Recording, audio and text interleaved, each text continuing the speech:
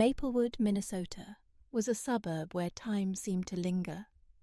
Streets lined with red oaks, houses with pristine white picket fences, and the chime of church bells every Sunday morning.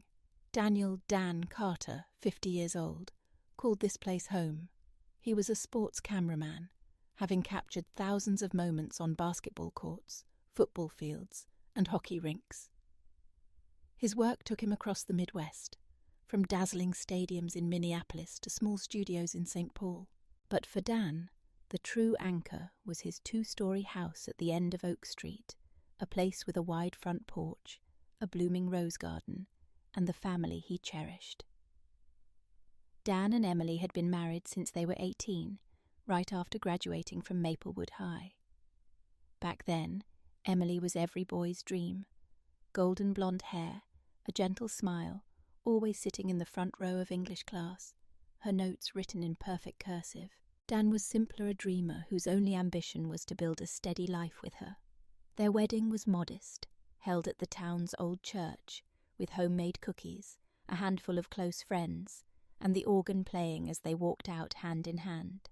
Ryan, their eldest son, arrived soon after, followed by Nathan, and finally Lily, their late-born daughter, whom Dan always called his little light. Life wasn't easy. Dan worked tirelessly, starting with odd jobs at a local TV station, hauling cables, cleaning floors, anything to bring in money. Emily stayed home, raising the kids, turning their house into a warm haven with the smell of fresh-baked cookies, hand-knit blankets, and dinners ready when Dan stumbled in after long shifts. Dan took pride in buying the house Emily had dreamed of since childhood. A white picket fence, a porch for her morning coffee, and a rose garden that glowed every summer. He believed he'd done right, giving her everything she wanted, and their family was the perfect picture of the American dream. But lately, Dan sensed a void. Emily spoke less. Her smiles no longer lit up the room. She'd make excuses to meet friends, coffee outings stretching late into the night.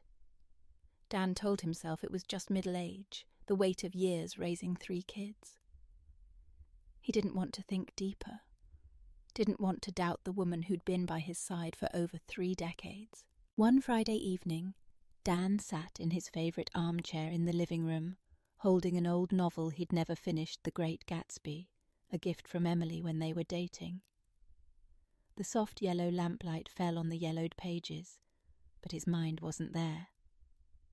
Emily emerged from the bedroom, slipping on a wool coat, checking her hair in the hallway mirror. "Where are you headed?" Dan asked, his voice gentle, almost automatic. "Coffee with the girls," Emily replied, smiling but avoiding his eyes. "Same as usual. Don't wait up, I might be late." She grabbed her purse, stepped out, and the door closed with a soft click. The house fell silent, save for the ticking of the wall clock. Dan stared at the book, but his eyes drifted to the dining table, where Emily had left her purse. A corner of a receipt peeked out a men's watch, $3,000, paid with their joint credit card. Dan frowned. He didn't wear watches, and neither Ryan nor Nathan cared for flashy things. So who was it for? The phone rang, snapping him out of his thoughts. Marty, a colleague from the TV station, was on the line, his voice frantic. "Dan, we're in a bind. Main camera's down. Kyle's sick with a fever. We've got a big basketball game tonight at Target Center. Can you come?" Dan hesitated. He wanted to stay, to wait for Emily and ask about the receipt. But he sighed, glancing at the empty house. "All right, Marty. Text me the address. I'm on my way." He stood, leaving the book on the table, unaware that this decision would change his life forever. Target Center in Minneapolis glowed like a star in the heart of the city. The crowd roared, sneakers squeaked on hardwood, and the air carried the scent of popcorn and beer.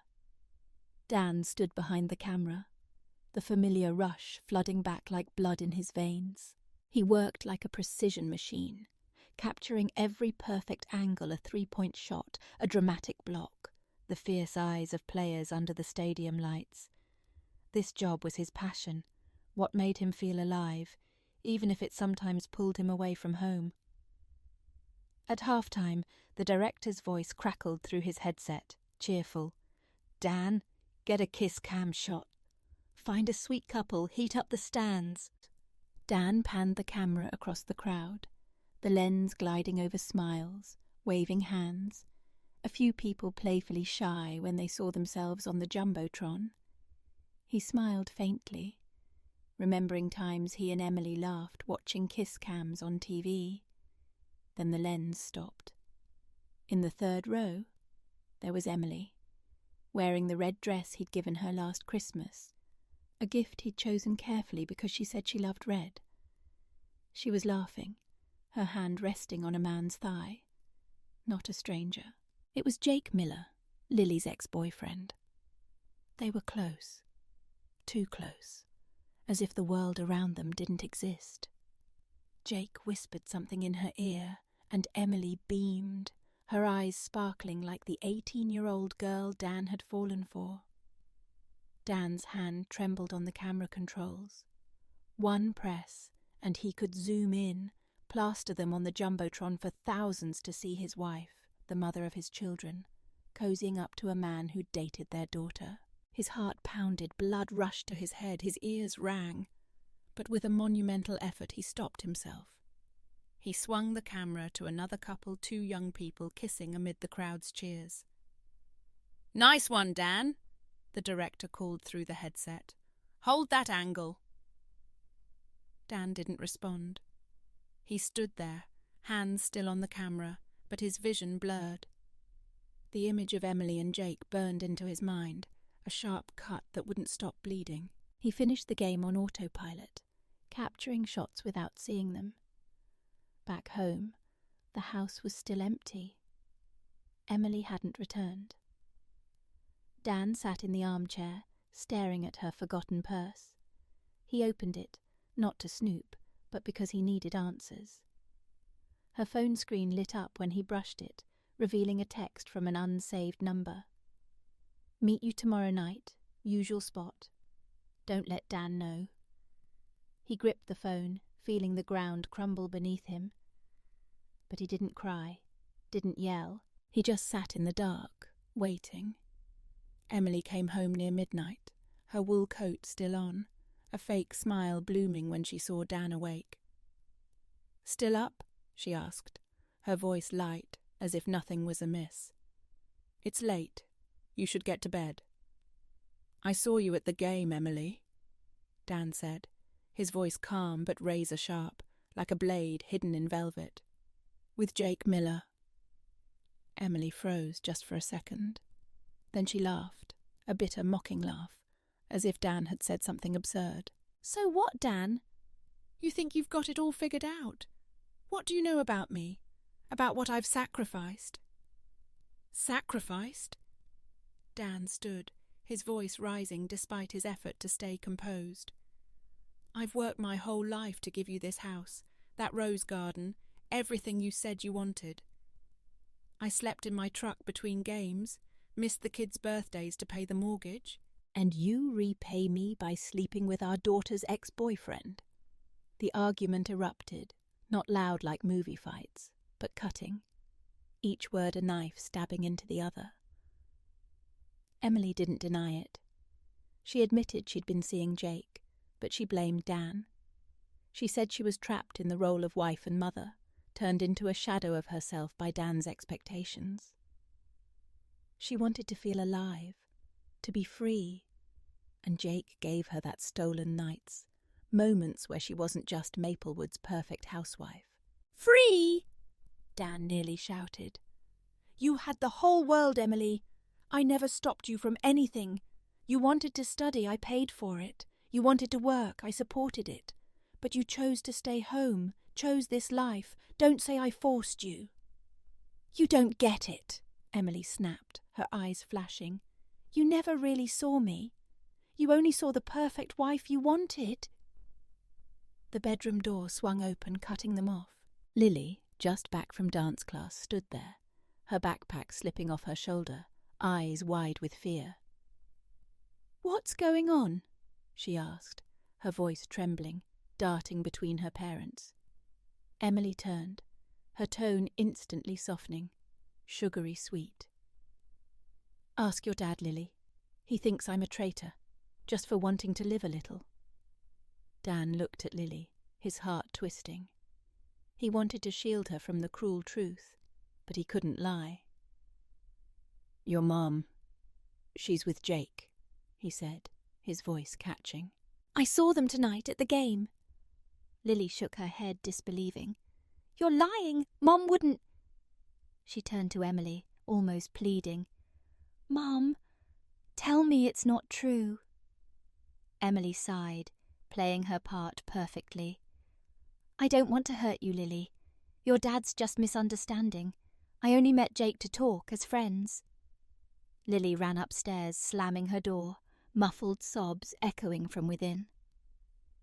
Dan looked at Emily, wanting to say more, but she just shrugged, grabbed her purse, and left.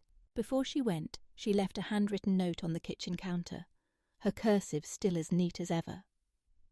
"You want the truth, Dan? Don't dig too deep or you'll regret it."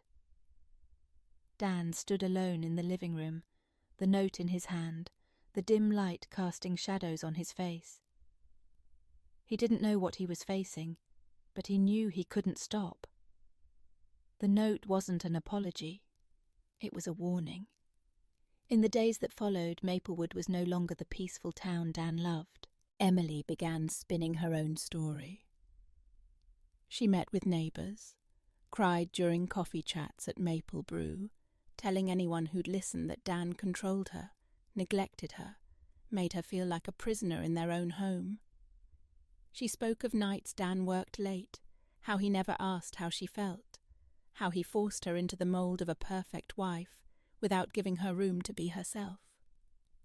People who'd once invited Dan to weekend BBQs, laughed with him at the park, now gave him wary glances. Then a video went viral. Karen, a neighbour across the street, had secretly recorded Dan and Emily arguing in their front yard that night.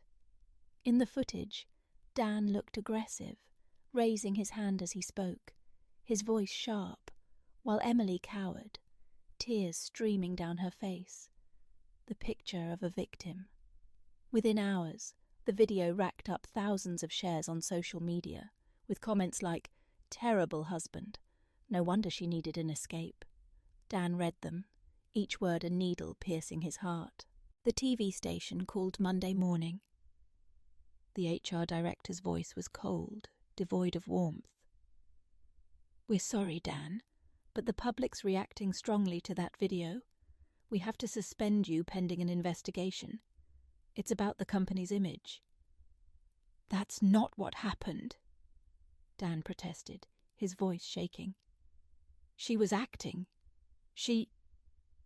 We understand," the director cut in. "But for now we have no choice. Stay in touch." Dan lost his job, his reputation. Neighbours began avoiding him. Karen, who filmed the video, stood by her fence, telling anyone who'd listen that she always knew Dan was trouble. Worst of all was Lily. She stopped talking to Dan, sending only curt texts. "I need time, Dad." Dan felt like he'd lost everything. He sat in the living room, staring at the rose garden through the window, wondering where he'd gone wrong. One afternoon, Dan met Mike, an old high school friend, at Rusty Anchor, a local sports bar. Mike took a sip of beer, his eyes serious. "I heard about your mess, Dan. Something's off. Jake Miller, that guy was mixed up in some small-time scams in St. Paul a few years back. Conning older women, that kind of thing. I'd bet he's playing Emily." Dan frowned, his hand tightening around his glass of water. Jake? A con artist? He began to suspect Emily wasn't just cheating, she was tangled in something bigger, maybe dangerous. He needed proof, and he needed someone who could find it. He contacted Frank Shepard, a private investigator who'd worked with Minneapolis police, known for his discretion and results. "I want the truth," Dan said, his eyes hard, sitting in Frank's small office, the air thick with the smell of old coffee. "Everything. What she's doing, who she's with, why."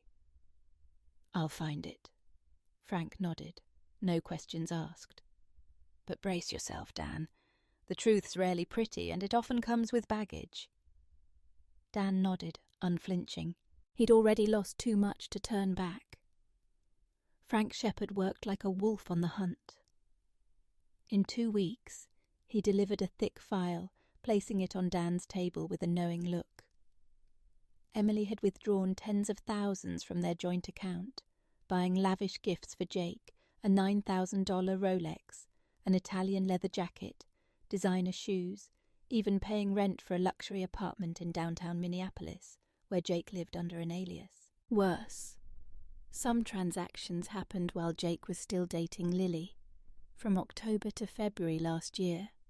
Emily hadn't just betrayed Dan, she'd sabotaged her own daughter, using family money to buy her daughter's boyfriend. "She thinks she's clever," Frank said, his voice low. "But stuff like this always leaves a trail." I also found emails she sent Jake, talking about keeping things quiet and waiting for the right moment. "Right moment for what?" Dan asked, his hand gripping the file. "Not sure yet," Frank replied, "but I'll keep digging." Dan went home, his mind a storm. He rummaged through the garage, where Emily stored miscellaneous items, hoping for more clues. Under a pile of old tools, he found a dusty wooden box, its lock rusted. Inside were handwritten letters, old photos, and a cheap silver ring. The letters were from a man named Robert sent to Emily before she met Dan. They were filled with love, but also threats.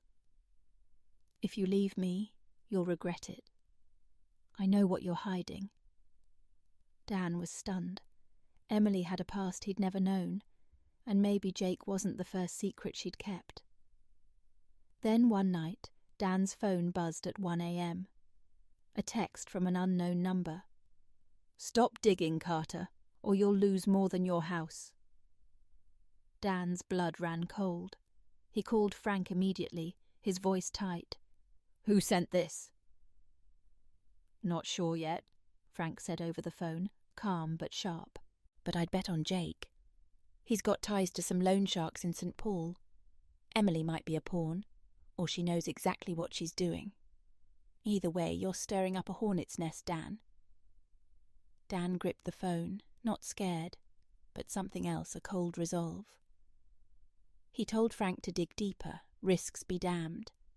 But he started watching his surroundings, locking doors tighter, keeping a baseball bat in his car for protection.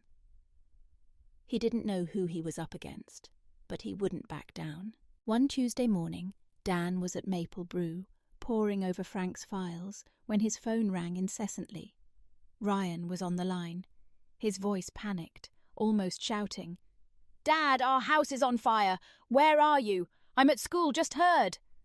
Dan bolted to his car, heart pounding. He drove like a madman back to Maplewood, speeding through familiar streets now clouded with smoke. When he arrived, it was a scene from hell. The 2-story house, where he and Emily raised their kids, where he'd built the porch with his own hands, was engulfed in flames. Black smoke billowed into the sky, the roof collapsed, the rose garden reduced to ash. Neighbours gathered on the sidewalk, kids crying, some filming with their phones. Emily stood there, holding Lily, tears streaming down her face, but her eyes were cold when she saw Dan. "You did this, Dan," she screamed, her voice carrying over the crowd. "You burned our house to get back at me. Look at him, everyone. He's lost it." Dan stood frozen, unable to process. Neighbours whispered, some shook their heads. Before he could speak, a police car pulled up, lights flashing red. 2 officers approached, asking Dan to come to the station for questioning. At the precinct, they showed him evidence. Karen's security camera caught Dan driving by the neighborhood the night before, pausing near the house for a few minutes. Dan explained he'd only stopped to grab some personal items, but the officer's eyes were skeptical. "Mr. Carter, she says you threatened her," the officer said evenly. "And now a $500,000 house is gone. You see why we have to ask questions?" "I didn't do it," Dan replied, fighting to stay calm. "That was my home, my life." The worst blow came when Lily appeared at the station, eyes red, hair dishevelled. She stood behind the glass, looking at Dan like a stranger. "Dad," she said, her voice breaking. "Tell me the truth. Did you do it? Did you burn our house?" Dan looked at his daughter, his heart shattering. "Lily, I swear on my life I didn't. That was our home. I'd never—" But Lily shook her head, tears falling. "I don't know who to believe anymore." She walked away, leaving Dan in the interrogation room, wrists cuffed to the table, feeling like the world had collapsed. Emily appeared on the local news that night, sobbing about her abusive husband, claiming Dan had threatened her ever since she wanted freedom. All of Maplewood believed her, and Dan was held pending investigation. While Dan was detained, Frank Shepherd didn't quit. He sent a USB to the police station through Dan's lawyer with a brief note. "Watch this before you decide." The USB held footage from a gas station a block from Dan's house, showing Emily at 2 a.m. before the fire, wearing a hoodie, buying 3 gas cans and loading them into her trunk. She paid cash, tried to avoid the camera, but one angle caught her face clearly. Frank also found her iCloud search history, synced from a laptop she'd left at home. How to burn a house undetected. How much do fire insurance payouts cover? How to frame someone for arson. Dan clutched the USB when his lawyer handed it to him in the cell, feeling like he held a bomb. But that wasn't all.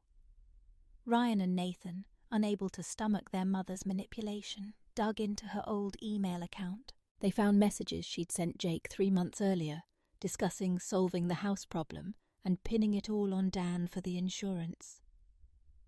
Ryan sent the evidence to Dan through the lawyer, his voice thick with anger over the phone. "Dad, she didn't just screw you over.